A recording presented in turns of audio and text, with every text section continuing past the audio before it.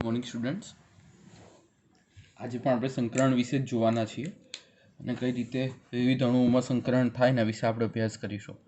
તો આજનું જે આપણો પહેલો ટોપિક છે એ છે PCl5માં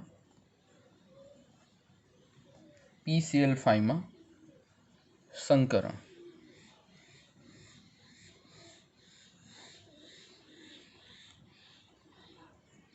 બરાબર. તો PCl5 એટલે મધ્યસ્થી અણુ કયો હશે? ફોસ્ફરસ હશે. બરાબર. તો ફોસ્ફરસના અણુનો નંબર તમને ખબર છે કયો છે? ફોસ્ફરસના અણુનો નંબર કયો છે? ફોસ્ફરસના અણુનો નંબર છે Z=15. કયો છે? Z=15. તો Z=15 માટે જો ફોસ્ફરસની આપણે લખવી હોય તો શું હશે ઇલેક્ટ્રોનની રચના? 1s2 2s2 3p6 એટલે 6 ને 2 8 ને 2 10. પછી શું આવશે? 3s2 6 ને 2 8 ને 2 10 ને 2 12 ને 2 14 1s2 2s2 2p6 આવશે ને 2p6 આવશે. પછી શું આવશે? 3s2 અને લાસ્ટમાં આપણે જો જોવા જઈશું એટલે 6 ને 2 8 ને 2 10 ને 12 અને 3 બાકી રહે એટલે 3p3. બરાબર. તો જો આપણે ફોસ્ફરસની ગ્રાઉન્ડ સ્ટેટની જોવા જઈએ એટલે કે જે એને કહેવામાં આવે છે ધરા અવસ્થા ગુજરાતીમાં, ખાલી જી લખી દો તો બી ચાલે. જો ગ્રાઉન્ડ સ્ટેટની જોવા જઈએ તો તમે જાણો છો કે ભાઈ 3s ખાલી છેલ્લી બે જોઈએ તો 3s 3p. બરાબર. અને કંઈ આગળ ના હોય એટલે 3d હોય. કેટલી? 0. એટલે આ હોય 3p અને પછી હોય 3d 1 2 3 4. ડીમાં તમને ખબર છે 5 કક્ષકો હોય છે. બરાબર. એટલે 3sમાં કેટલા ઇલેક્ટ્રોન છે? 3sમાં છે 2 ઇલેક્ટ્રોન. 3pમાં કેટલા ઇલેક્ટ્રોન છે? 3pમાં એ છે 3 ઇલેક્ટ્રોન. અને 3d જે કક્ષક છે એ આખી ખાલી કક્ષક છે. બરાબર. હવે જ્યારે ફોસ્ફરસ જ્યારે એક્સાઇટેડ સ્ટેટમાં જાય એટલે કે ઉત્તેજિત અવસ્થામાં જાય. કઈ અવસ્થામાં જાય? ઉત્તેજિત અવસ્થામાં જાય ત્યારે આ જે ઇલેક્ટ્રોન છે ઉત્તેજિત અવસ્થામાં ક્યાં જતો રહેશે? 3dમાં જતો રહેશે. અને 3s જે છે એક જ રહેશે ઇલેક્ટ્રોન, એને આપણે 3s મૂકી દઈએ છીએ. એક 3sમાં જતું રહ્યું,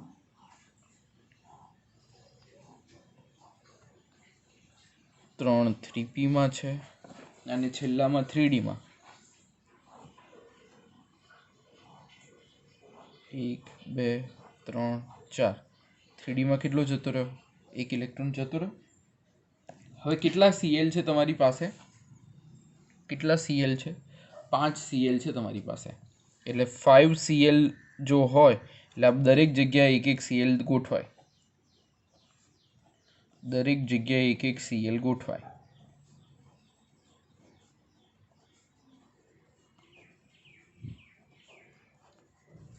બરાબર.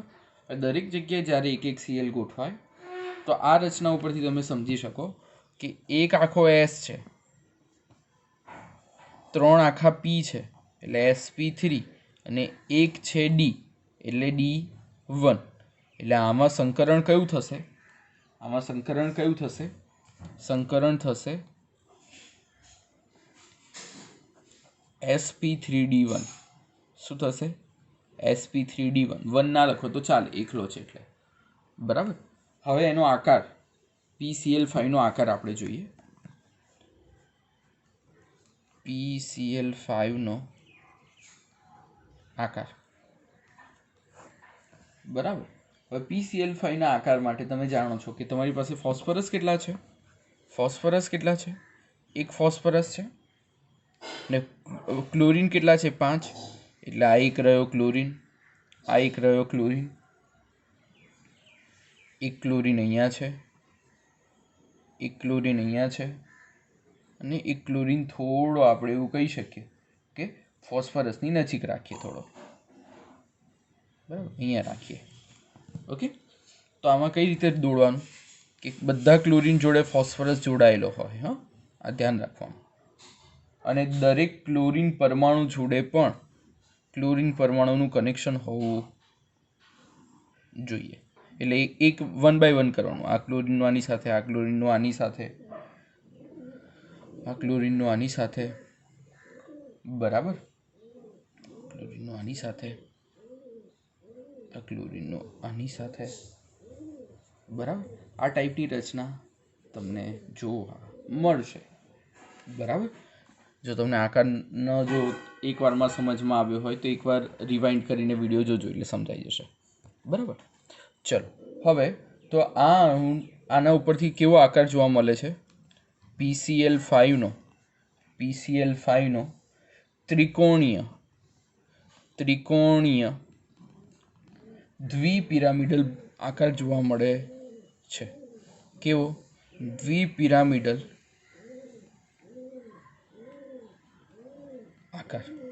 આને કેવું કહેવાય? ત્રિકોણીય, અને સાથે સાથે કેવો? દ્વિપિરામિડલ આકાર જોવા મળે છે. બરાબર. ચલો હવે PCl5માં સંકરણ જોયા પછી આગળ આપણે જોઈએ SF6માં સંકરણ.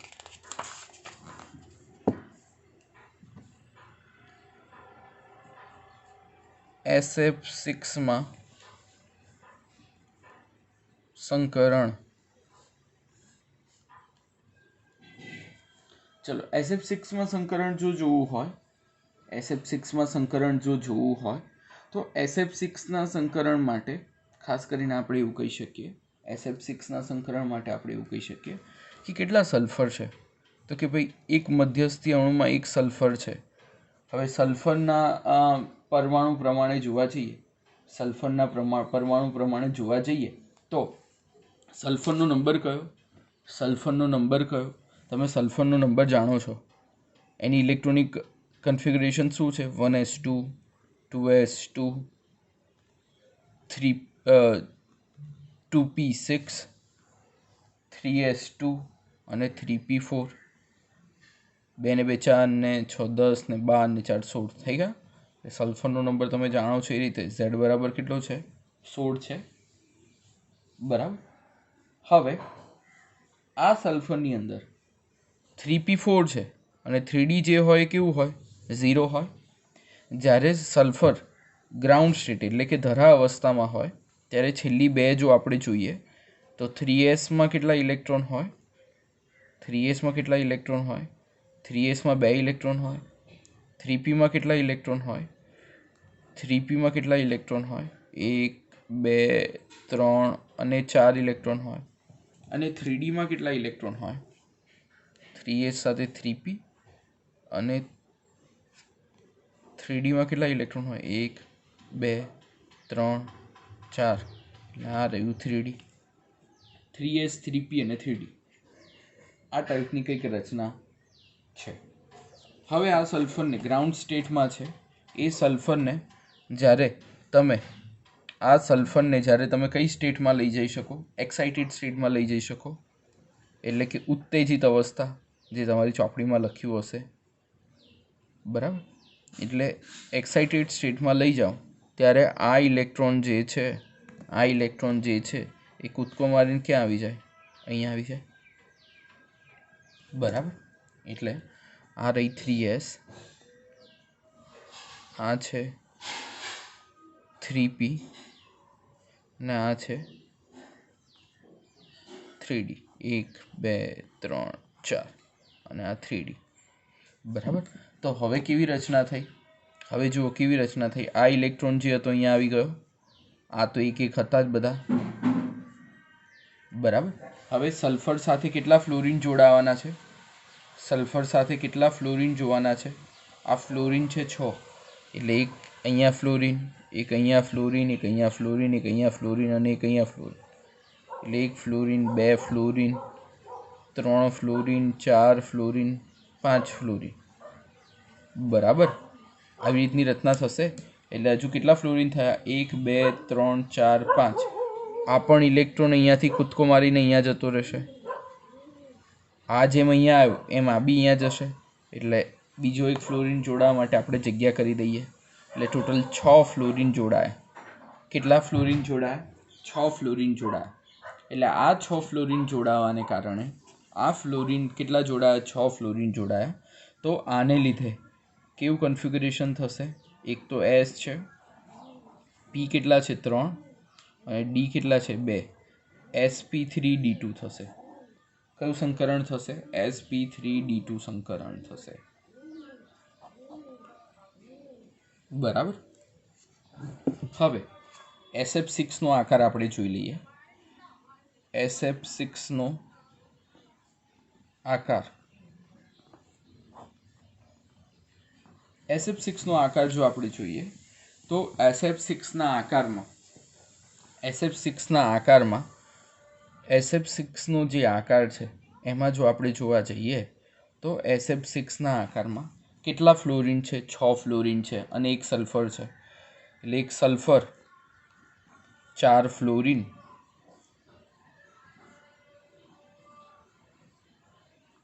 ઉપર ફ્લોરિન, નીચે ફ્લોરિન, આવું કંઈક થશે.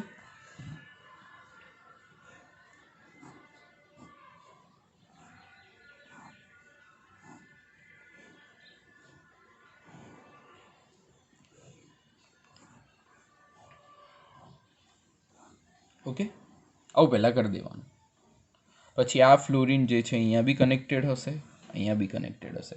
આ ફ્લોરિન જે છે અહીંયા બી કનેક્ટેડ હશે, અહીંયા બી કનેક્ટેડ હશે. બરાબર. તો આ ટાઈપનો જે સ્ટ્રક્ચર છે એ SF6નું સ્ટ્રક્ચર આવું જોવા મળે છે.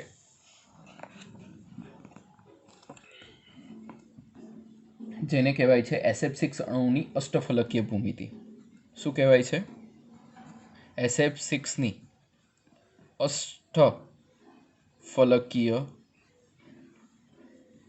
ભૂમિતિ.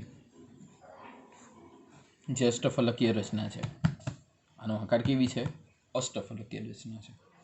બરાબર. તો આ ટાઈપના સંકરણો તમને PCl5, SF6 આ બધા અણુમાં જોવા મળતા હોય છે. ચલો પછી હવે આપણે જોઈએ C2H6 અણુમાં sp3 સંકરણ. કયું જોઈએ?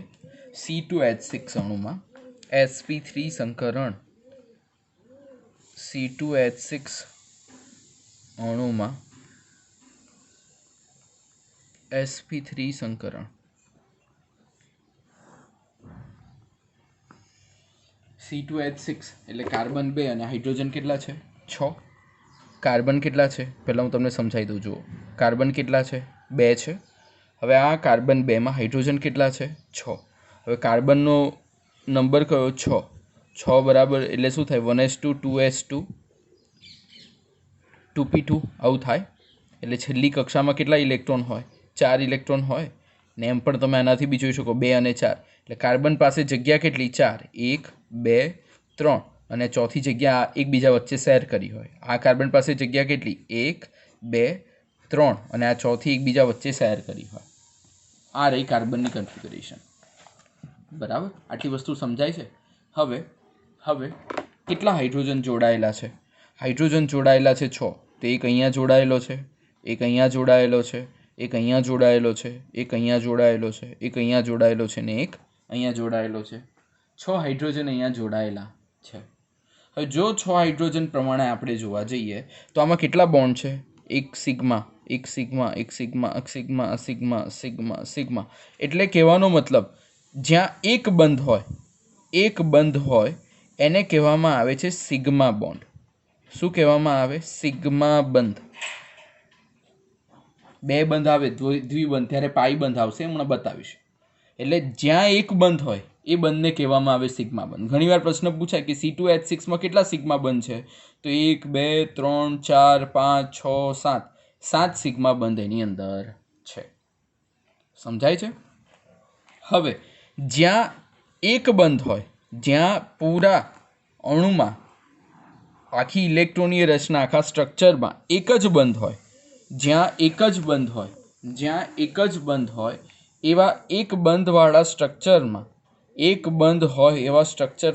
હંમેશા sp3 સંકરણ હશે.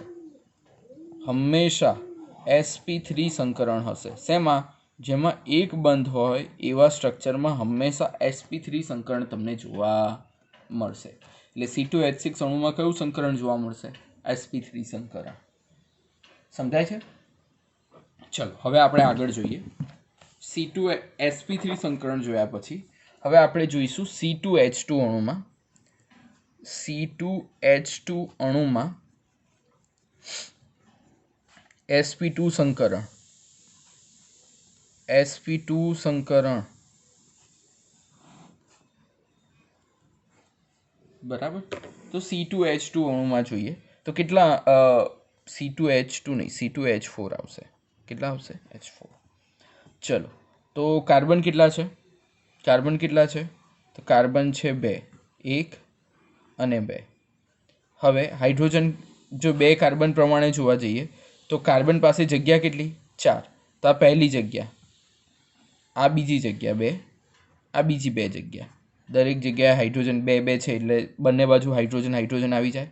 હવે કાર્બન પાસે જગ્યા છે 4, 1 2 અને 3 જ આવી એટલે બીજી જગ્યા જે છે એ આવી રીતે ખાલી છે. અત્યારે બીજી જગ્યા જે છે એ કાર્બન વચ્ચે આવી રીતે ખાલી જગ્યા છે.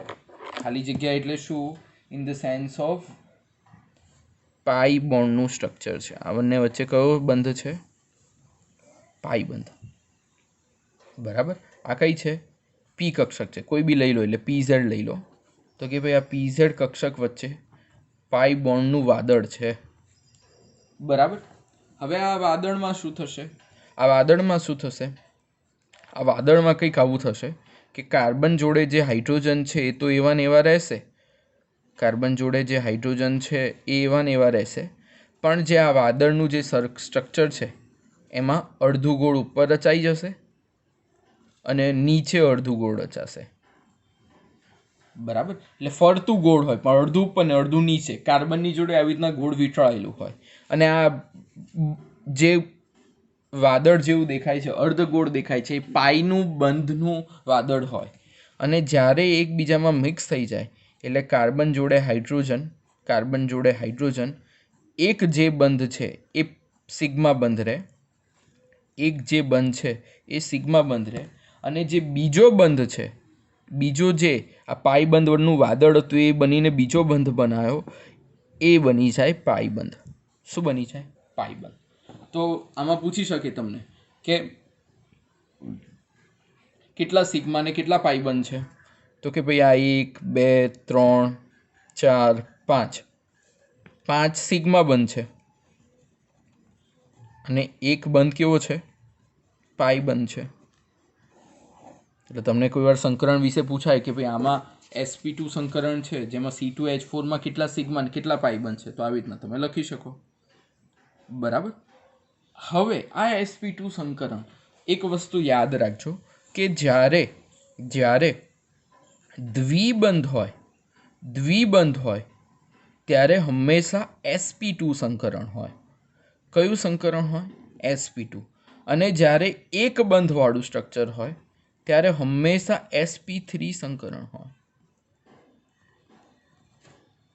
દ્વિબંધ અને એક બંધ આ બંને સંકરણમાં તમે એને લઈ શકો. દ્વિબંધમાં sp2 સંકરણ અને એક બંધ હોય ત્યાં sp3 સંકરણ. બરાબર.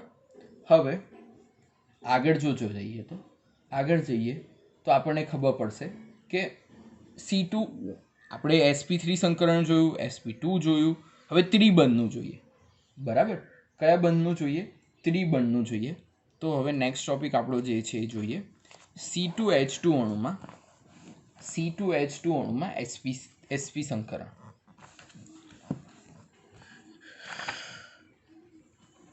C2H2 અણુમાં sp સંકરણ.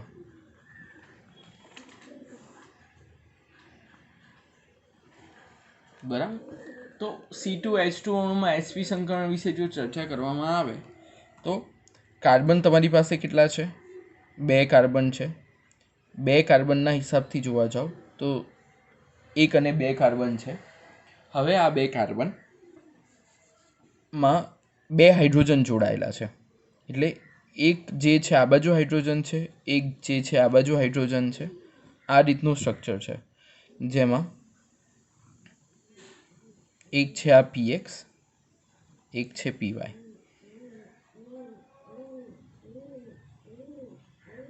આવી ટાઈપની રચના છે, કારણ કે બે જગ્યા ખાલી છે એટલે બેનું આપણે સ્ટ્રક્ચર બનાવવું પડશે. બરાબર. તો એક સ્ટ્રક્ચર આ બાજુ છે અને બીજું સ્ટ્રક્ચર આમ જોડાયેલું છે, એક સ્ટ્રક્ચર આમ છે અને બીજું સ્ટ્રક્ચર આમ છે. એટલે પહેલાં જે પીવાય અને પીઝેડ જે છે, પીવાય અને પીઝેડ છે એ આવી રીતે કંઈક જોડાયેલા છે. બરાબર. હવે કાર્બન અને કાર્બન વચ્ચે જો આપણે ચર્ચા કરીએ, કાર્બન અને કાર્બન વચ્ચે જો ચર્ચા કરીએ તો એક બંધ તો હશે જ, પણ અહીંયા જે વાદળ હતું એ એક પહેલાંનું અડધું અને એક બીજાનું અડધું, અને બીજું અહીંયા સેમ એવી રીતે અડધું પહેલાંનું અને અડધું બીજાનું, અને જે હાઇડ્રોજન છે એ તો બેઠો ને બેઠા ફોર્મમાં છે. હવે આ અડધું વાદળ એક વાદળ, બીજું વાદળ બે અડધા વાદળ, ના બે વાદળ ભેગા થઈને શું બનાવશે? એક હશે સિગ્મા બોન્ડ, એક ઉપર બનશે પાઈ બંધ, અને બે વાદળ હતા એટલે બે ટોટલ પાઈ બંધ બનશે. એક પાઈ અહીંયા, એક પાઈ અહીંયા, એક સિગ્મા, એક હાઇડ્રોજન અહીંયા હતો જ, એક બીજો હાઇડ્રોજન અહીંયા હતો. એટલે સિગ્મા બોન્ડ કેટલા? 1, 2 અને 3. એટલે સિગ્માના સંખ્યા કેટલી? 3. અને પાઈની સંખ્યા કેટલી? 2. બરાબર. તો આ ટાઈપના સ્ટ્રક્ચરથી તમે એવું કહી શકો કે પાઈ બંધ બે કાર્બન વચ્ચે રચાય, બે પાઈ બંધ બે કાર્બન વચ્ચે રચાશે, અને એક સિગ્મા બોન્ડ જે છે એ તમે જ્યાં જ્યાં સિંગલ બોન્ડ હોય ત્યાં લઈ શકો. બરાબર. તો આના પરથી તમને શું સમજ પડી? આના પરથી સમજ તમને એ પડી કે જ્યારે ત્રિબંધ હોય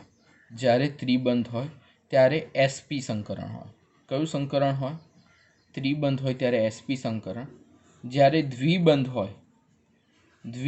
હોય ત્યારે sp2 સંકરણ, અને જ્યારે એક બંધ હોય ત્યારે sp3 સંકરણ. બરાબર. તો આ ટાઈપના સંકરણ તમને ત્યાં જોવા મળશે. ઓકે. હવે એક નાની થિયરી જે આગળના પાર્ટમાં રહી ગઈ છે, જેને VAC-PR સિદ્ધાંત કહે છે, એ VAC-PR સિદ્ધાંત હું તમને બુકમાંથી કરાવી દઉં છું. બાકી આ સંકરણનો ટોપિક અહીંયા પૂરો થાય છે આપણો. બરાબર. વિવિધ સંકરણો ક્યાં કઈ રીતે જોવા મળે છે એ અહીંયા પૂરું થાય છે. બરાબર.